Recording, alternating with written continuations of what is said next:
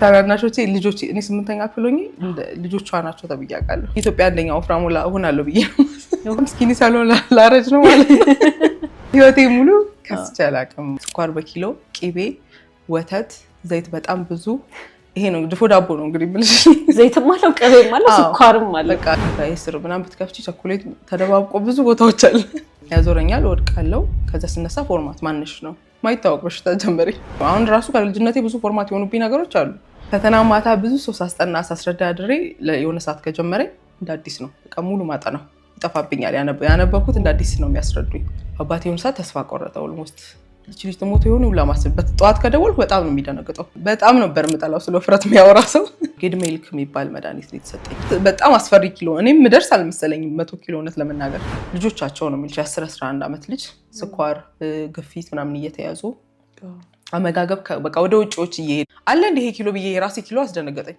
የምር ሰው ልጅ እንዲህ ይሆናል ሰምቼ አላውቅም። በሰዓቱ ሚዛን የሚመዝነው ልጅ ግን ወይ ምናምን በጣም ጆሮ ጭንቅላቱን ይዞ ነው የደረሰው። እሪና ያለው ባለቤትሽስ? እሱ ለካ ኩንታል ተሸክሜ ነው እስከ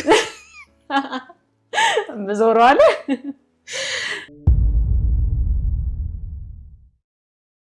ድርብብ ብለሽ የሚያምር ቅርጽ ኖሮሽ ያንቺማ በሰርጀሪ የማይመጣው።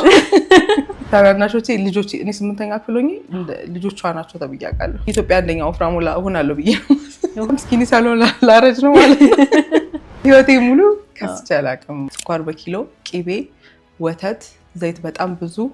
ይሄ ነው ድፎ ዳቦ ነው እንግዲህ ብለሽ ዘይትም አለው ቅቤም አለው ስኳርም አለው። በቃ ታይስር ምናምን ብትከፍቺ ቸኮሌት ተደባብቆ ብዙ ቦታዎች አለ።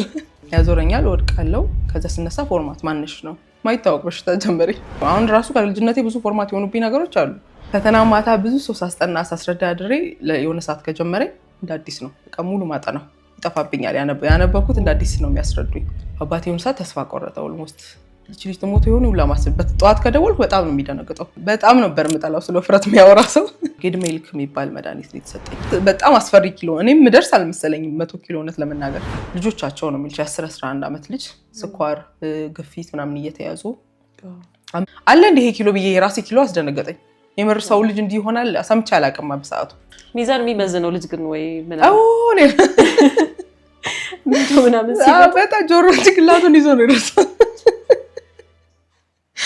እሪና ያለው ባለቤትሽስ? እሱ ለካ ኩንታል ተሸክሜ ነው እስከ በዞሮ አለ።